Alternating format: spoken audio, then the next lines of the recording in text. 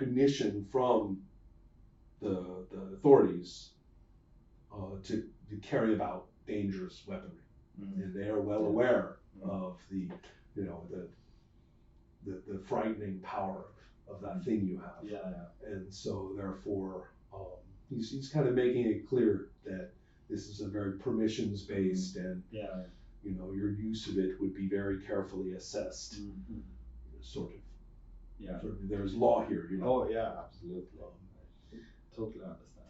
So the problem is when you get to Poland is that the street is cleared, the people are hurrying away in their hushed tones of terror, and there is and Polig steps out, and he's an Undregi.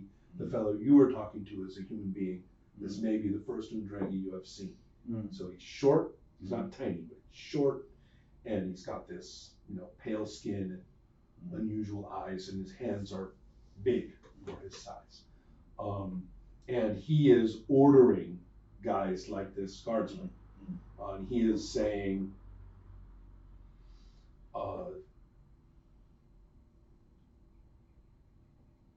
to freeze the exit from at the shoreline, freeze the shore,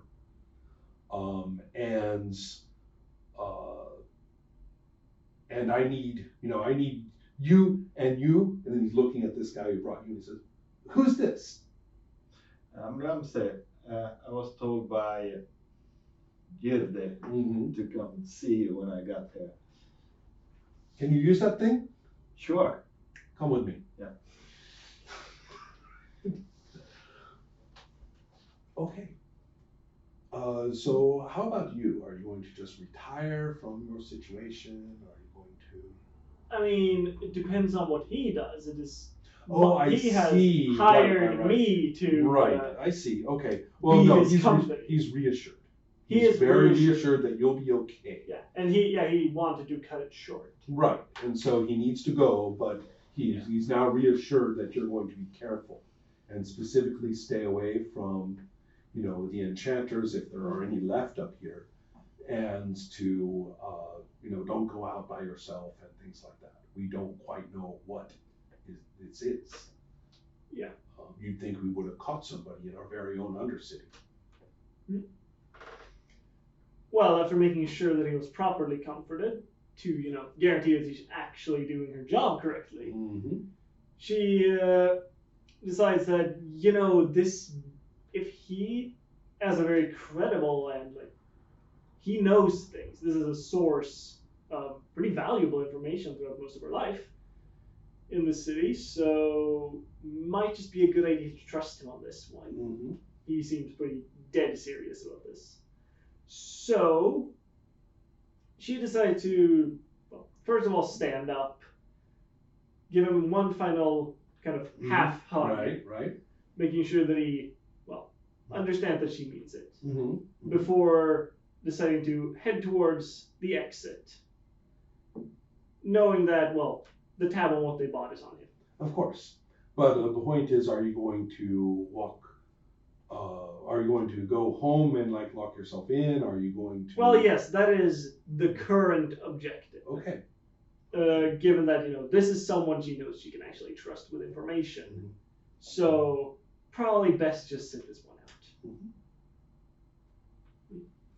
Okay.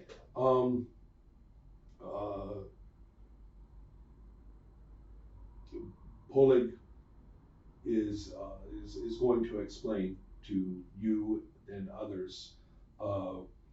This was a visiting enchanter from Sigil, and he has been torn apart in a market stall area. And you know all about this because it's your market stall. So you're sitting there on where a human would rest their elbows and lean over and talk about the gems and things like that. You're sitting on it. Okay. And you were looking forward to perhaps another enchanter that you knew about visiting from Sigil was going to come and trade or whatever. And he was going to walk up and say, I thought the old bastard was dead, and who knew? He's still around? I heard he was still around. That's impossible. And so he was pretty much about to have that conversation, but he never got there. Oh. Ooh. Did I knew that he would show up? Like, Yes. did he announce himself in some way? Yes, there was a letter, perhaps. So I'm concerned that he doesn't show up? Well, you're especially concerned when you see down that street at the corner two large, looks like dogs, tearing a man apart. And then either leaving or disappearing almost.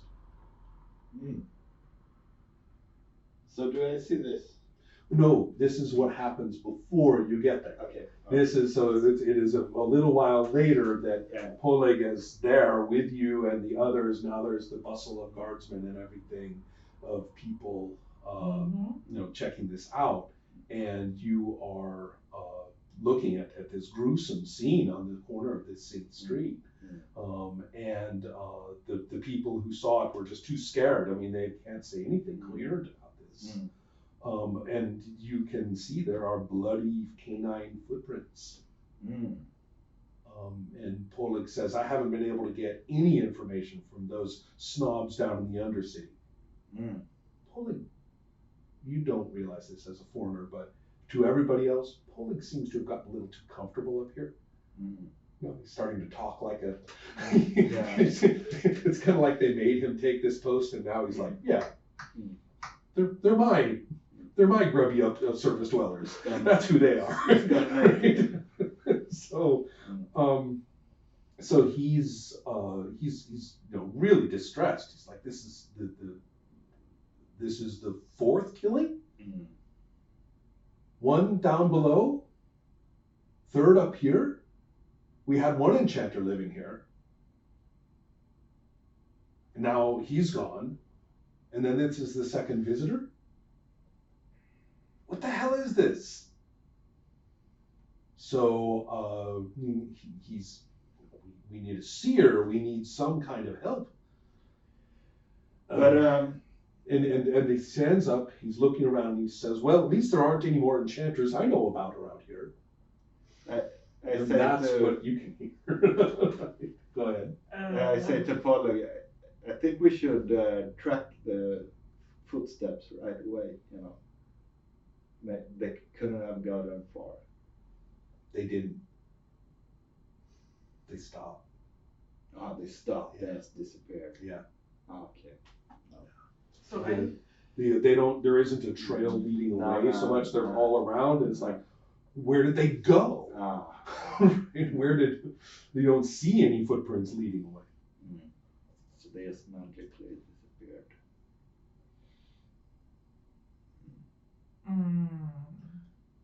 Now, I heard him say that about there's no enchanter left. So and I'm sitting right there who do you with think? my mentor and your gem.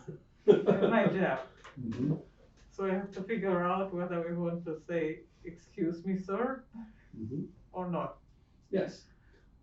And I'm not doing a great job of forcing all the player characters into one spot because I would prefer not to force too much. But this is our first session, and so therefore I think it's not that bad an idea to be in the vicinity. Or maybe even, unfortunately, this is your vicinity. Yeah, possibly. That might be like the best. I might live in the area. Exactly. This is maybe Perhaps you a even good close place yourself for, in. Courtesan as well to do business. Yeah. You can close yourself in, and you are saying, okay, now things are safe. And then there's this horrific scream like right there in the street. Yeah, that'd work. Right. Whoa. Okay, so that is what is up. Sorry. think I am going, not very loud, but excuse me, sir? Are you talking about enchanters? And you might do a double take. There's a rat with like a little pouch, you know, and or purse or something sitting up. It's bigger than an ordinary rat, but very much so. So But very civilized. Yeah. What do you know about this, or what are your thoughts about this? So this is a Stygian coming up and talking to you. Poleg kind of does a little look of, I do the talking, but he doesn't say anything. I don't know, but there was. I've been waiting for an enchanter who wanted to visit us, and then I saw like some big dogs tearing apart a person. But can you please tell me what is that about enchanters? Are they hunting us? Us, says Poleg. He says, there, Missy. We'll take care of you. Are you saying that this is an enchanting establishment? And he kind of looks about a little. Yes. You may be the last enchanter up here in the surface city. No, my mentor is much better than I am. But I assume you and Poleg do a quick man-to-man glance at each other at this moment. What do you mean by being the last?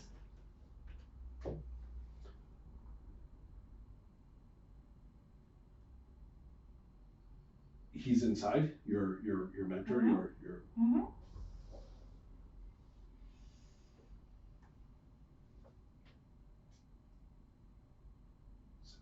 points to you and he says, because he is worried about we did the not rat. do anything wrong. And he says, you've done fine. Come with me now. Slowly move away from here. Okay. And he wants me to go inside to look for our mentor. Yeah, I'll do that. Okay, so you'll open the door, which is next to the shelf stall place. Yeah. You open the door, smells like rats. And Does not, I cleaned. And